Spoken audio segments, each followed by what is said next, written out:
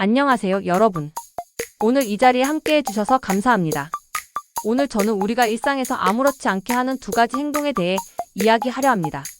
하나는 두통이나 근육통이 있을 때 간단히 먹는 타이레놀, 그리고 또 하나는 긴 하루를 마치고 가볍게 마시는 술입니다.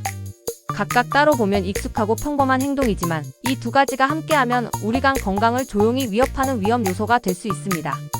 나는 술을 자주 마시지 않는데 괜찮지 않을까? 타이레놀은 필요할 때만 먹는데 문제가 되겠어? 이렇게 생각하실 수도 있습니다. 하지만 바로 이런 생각이 우리가 조심해야 할 이유입니다. 이 조합의 위험성은 단순히 과음하는 사람이나 약을 자주 먹는 사람만의 문제가 아닙니다.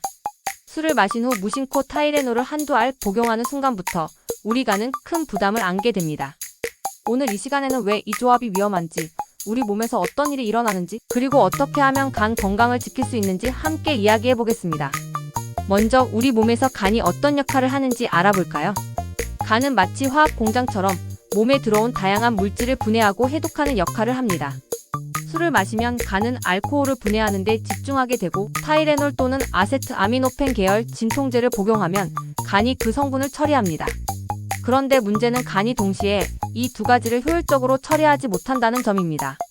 술을 분해하느라 바쁜 간은 타이레놀을 제대로 해독하지 못하고 그 과정에서 나프키 또는 NAPQI라는 독성 물질이 생성됩니다.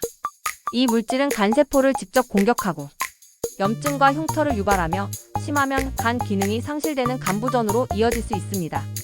더 무서운 점은 이런 손상이 바로 느껴지지 않는다는 것입니다. 몸에서 이상 신호를 보낼 때쯤이면 이미 간이 심각하게 손상된 후일 가능성이 큽니다. 피로감, 메스꺼움, 황달, 혼란스러운 정신 상태 등이 나타나지만 그때는 치료가 쉽지 않을 수도 있습니다. 그렇다면 도대체 얼마나 많은 타이레놀과 술이 위험한 걸까요? 생각보다 적은 양도 위험할 수 있습니다. 몇 잔의 술과 일반적인 1000mg 용량의 타이레놀만으로도 간에 부담을 줄 수 있습니다. 만약 통증이 계속되어 추가로 타이레놀을 복용한다면 간 손상 위험은 급격히 커집니다. 자주 술을 마시는 경우 간이 이미 약해져 있을 수 있어 타이레놀의 독성 영향을 더 쉽게 받을 수 있습니다. 그리고 우리가 자주 간과하는 것이 있습니다. 감기약, 수면제, 심지어 처방약에도 타이레놀 또는 아세트아미노펜이 포함되어 있을 수 있습니다. 이런 약들을 모르고 함께 복용하면 하루 복용량이 쉽게 초과될 수 있고 간이 감당할 수 없는 상태가 될 수도 있습니다. 나는 평소에 술을 많이 마시지 않으니 괜찮겠지? 라고 생각할 수도 있습니다. 하지만 그렇지 않습니다.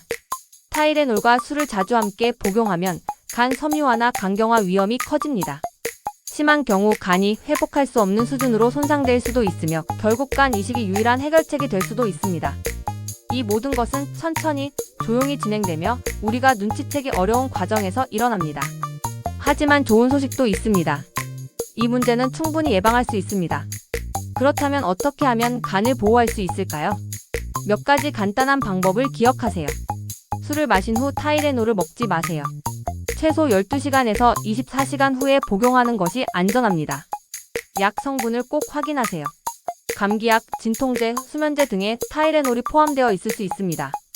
하루 최대 복용량을 넘지 마세요.